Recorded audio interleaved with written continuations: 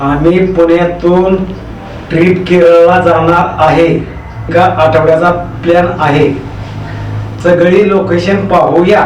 चला आता bag भरूया. Okay, तो आम्ही काय केलं होतं, इथून ट्रेन बुक केली होती.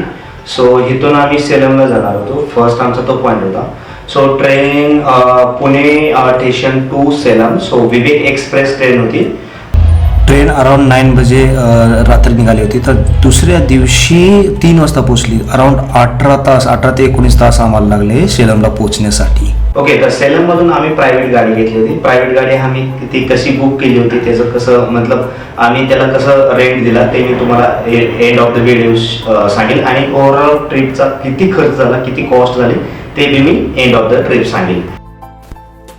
ओके, तर आम्ही रात्री 2 वाजता निघालो होतो सेलमवरून. ओके, ही आम्ही कार रेंटवर घेतली होती. ओके, तर मध्ये 3 जण बसू शकतात, मागं 2 जण आणि पुढे 1 जण बसू शकतो, असं आम्ही केलं होतं. सकाळ आम्ही नियर बाय मुन्नारपाशी पोचलो होतो. इथं 30 किलोमीटर होते.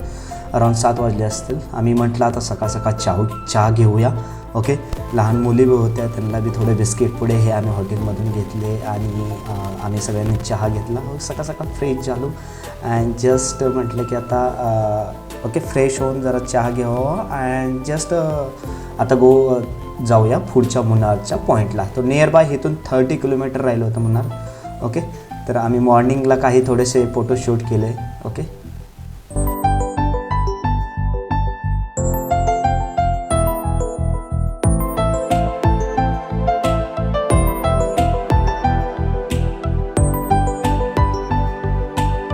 ओके, तर आम्ही इथून ॲक्च्युली खूप म्हणजे हे तर ॲक्च्युली असं आहे की खूप वळणं आहेत.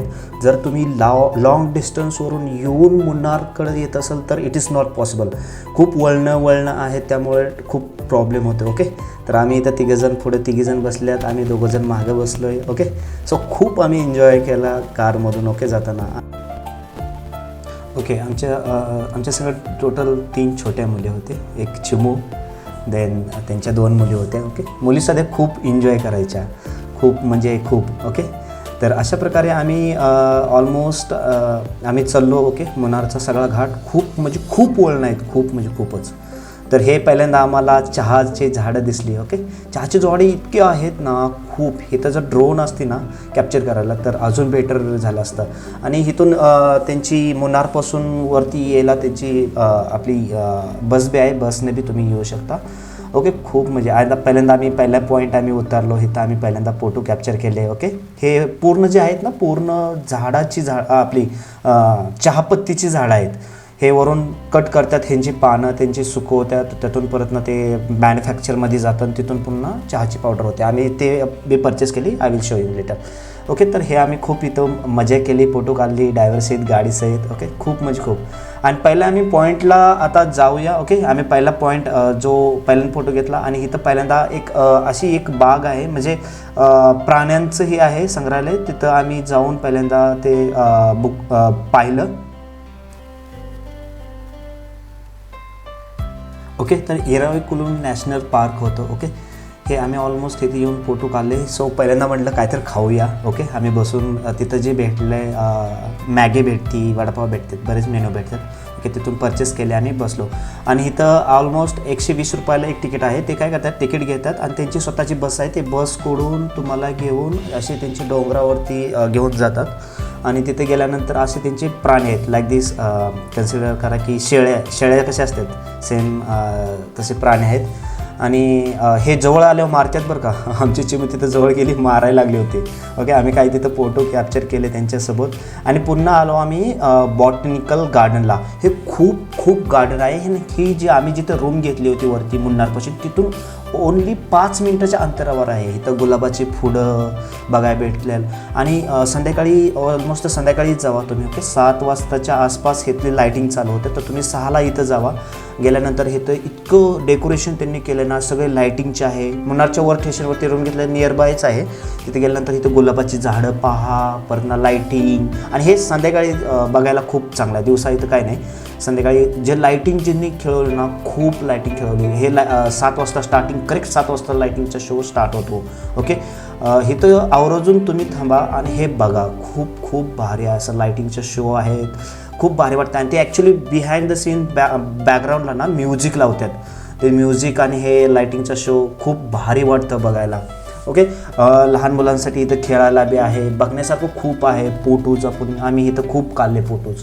ओके, तर हे मुन्नारपाशीच आहे. मुन्नारचे जिथं तुम्ही रूम घेत चालला वरती तिथं, आणि इथं मुलांसाठी खूप खेळायला आहे. तिथून फक्त नियर बाईच आहे. ओके,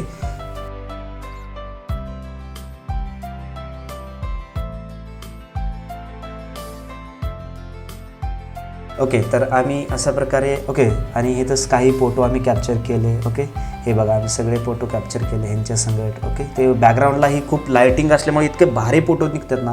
हे नाईट संध्याकाळची वेळ आहे 6, 7, 4 दरम्यान. तर इथे इतके भारी आम्हाला फोटो भेटले. ओके, ओके, सकाळ सकाळ आता दुसरा दिवस आमचा मुन्नारचा चालू झाला. दुसऱ्या दिवशी आम्ही पहिल्यांदा तिथलं एक खूप फेमस हे आहे हॉटेल, त्या हॉटेलमध्ये आम्ही जाऊन पहिल्यांदा डोसाही खाल्ला. ओके, सर्वाना भवन आहे तिथे हॉटेलचं नाव, आणि तिथून आम्ही ते पहिल्यांदा तिथून नाश्ता केला आणि जाऊया. आता इथं असं आहे की तुमची जर गाडी असेल केरळची, तुमची गाडी तमिळनाडू असेल तर तमिळनाडूची गाडी इकडं ह्या पॉईंटला जाऊन देत नाही. इथं तुम्हाला पर्सनली गाडी बुक करावं लागते. हे फक्त केरळची गाडी आहे. तर ते ऑलमोस्ट 2,500 आमच्याकडून घेतले, आणि त्यांनी तिथले 5-6 जे पॉईंट आहेत त्यांनी शो केले. कारण की आमची प्रायव्हेट गाडी इथून जाऊन देत नाही तिथले लोक, म्हणजे ते त्यांना केरळचीच गाडी लागते.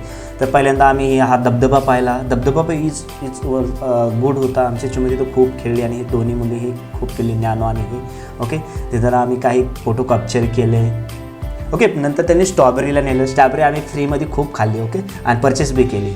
नंतर आम्ही निघालो. ऑलमोस्ट सारे तिथले पॉईंट आम्ही बघितले. ओके, हे जीप जी होती ना, तो ड्रायव्हर बी चांगला होता. आपण इतके फास्ट ड्रायव्हर चालवायचा ना, आणि तिथे खूप असे हे आहेत. ऑब्वियसली वो जीप अशी वर उचलायची, एवढी फास्ट तो चालवत होता.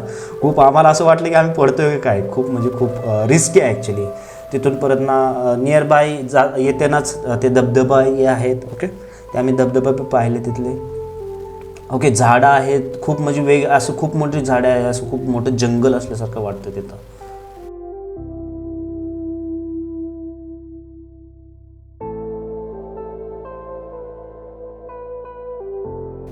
तर अशा प्रकारे आम्ही मुन्नारमध्ये 2 मुक्काम केले. ओके, फर्स्ट मुक्काम तो आम्ही पहिले ते पॉईंट पाहिले. दुसऱ्या मुक्कामला हे कवर केलं जे आता मी तुम्हाला सांगितलं ते. ओके, स्ट्रॉबेरी परत ना ते.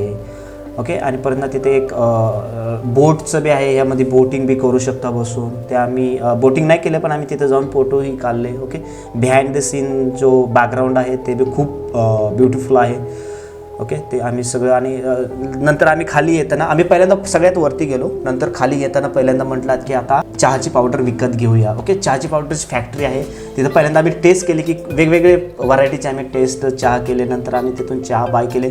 नंतर आम्ही चॉकलेटी फॅक्टरीमध्ये, तिथं जवळच पुढं चॉकलेटी फॅक्टरी आहे, चॉकलेट फॅक्टरीमध्ये जाऊन आम्ही काही चॉकलेट परचेस केल्या. आणि नंतर एलिफंट पॉईंट आम्ही बघायचं होतं, पण तो मिस झाला. नंतर आम्ही रूमवरती आलतो. आणि हा सकाळचा व्ह्यू आहे. सकाळ इतके भारी वाटतं ना, धुकं बघा. हे जो मुन्नारचा आहे ना, सकाळ सकाळचा पॉईंट आहे, आणि आम्ही वरतीच रूम बुक केली होती. ते सकाळ सकाळचा पॉईंट व्ह्यू कसा आहे बघा, पूर्ण धुक्का आहे. ओके, आणि हा आमचा मुन्नारचा ॲक्च्युली दुसरा दिवसचे आहे.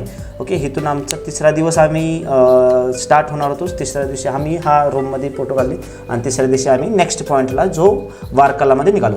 आता वारकाला जाता जाता जटायू पॉईंट आहे. जटायू म्हणजे जे रामायण ज्यावेळेस ते सीताला घेऊन जात होते, आणि तो पक्षी येऊन तो अडवत होता. ओके, आणि ते तिथं कट झालं एक पक्षीचं ते जिथं पक्षी पडला ना, तोच तिथं ॲज इट इज इमेज त्यांनी तयार केली. हे आम्ही ॲक्च्युली ह्यातून घेतलं. तर ह्यातलं 750 रुपये पर पर्सन आहे. तर ते हाईटनुसार आहे. हाईटच्या वरती आल्यानंतर 750. हे बघा ॲज इट इज आहे बघा. अलीकडचा पक्षी त्याचं ही नाही ॲक्च्युली, आणि पलीकडचं आहे. तर इतकं भारी आहे ना, इथलं संगीत ही खूप भारी वाटतं. ओके, ते संगीत. आणि आम्ही ते सगळं एन्जॉय केला. नंतर आम्ही इथून असा निघालो, सगळे फोटो काढले मस्त. ओके, आणि ह्यातून परत आम्ही बसून खाली आलो. आमच्या मुली इतकं रडत होते, आणि त्यांना इतकं भ्या वाटायचं, खूप भ्या वाटायचं. त्यांना वाटायचं की वरून आम्ही पडतोयच का काय, असंच वाटायचं.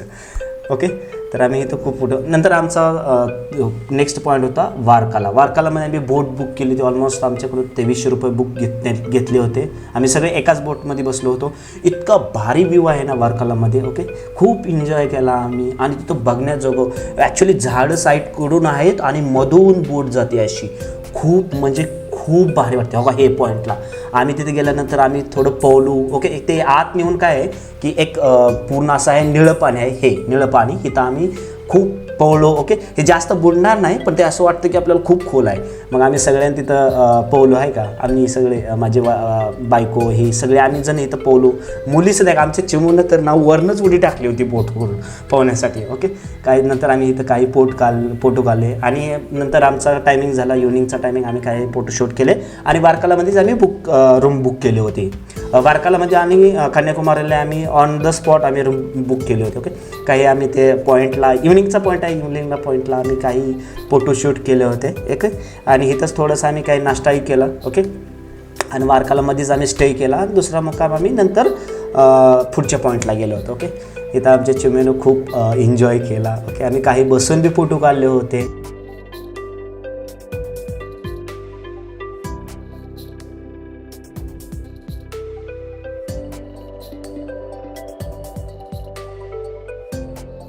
नंतर तिनं काही समुद्रकिनारी डान्स बी केला आणि काही एन्जॉय बी करत होती. ओके,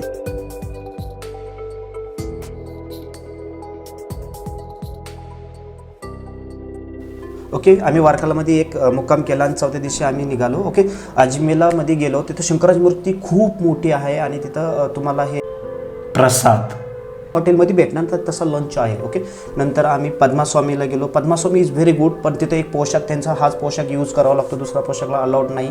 तिथे विष्णूची मूर्ती अशी आहे की अशी झोपलेली आहे. ओके, आणि 3 दरवाजे आहे. एका दरवाज्यामध्ये असं त्यांचं तोंड दिसतं, पोट दिसतं आणि पाय दिसतात.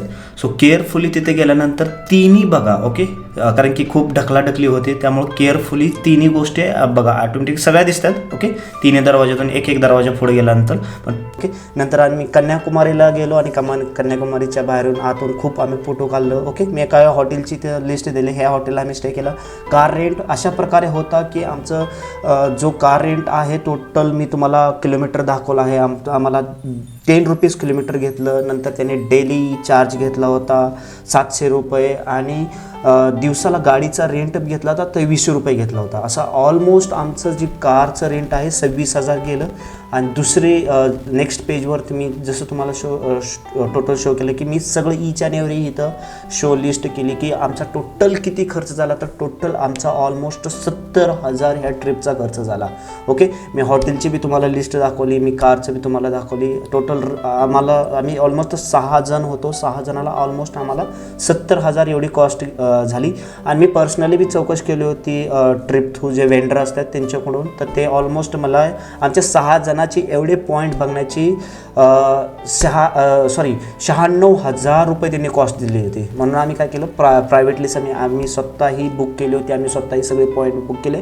तर ऑलमोस्ट आमची एवढी कॉस्ट गेली. कारण की त्यांचे वेंडर करून ते काही चांगले हॉटेल नव्हते 2 स्टार 3 स्टार. तर आम्ही ऑलमोस्ट 4-3 स्टारमध्ये बुक केले होते आणि आम्ही स्वतःच डिनर लंच आम्ही स्वतः केले. आणि कुठले पॉईंट आम्ही पाहायचे ऑलरेडीच आम्ही बिफोर काही रूम बुक केले होते. फक्त आम्ही वारकाला आणि कन्याकुमारीची on the spot room book केली होती. आणि अगोदर आम्ही सगळं प्लॅनिंग करून गेलो होतो. रूम अगोदरच बुक करायची, सगळ्या गोष्टी अगोदरच बुक करायच्या. अशा प्रकारे आमचं कन्याकुमारीची इज व्हेरी ब्युटिफुल आमची ट्रिप झाली. तर तुम्हाला कसा वाटला हा व्हिडिओ नक्की कमेंट सेक्शनमध्ये सांगा. Bye bye.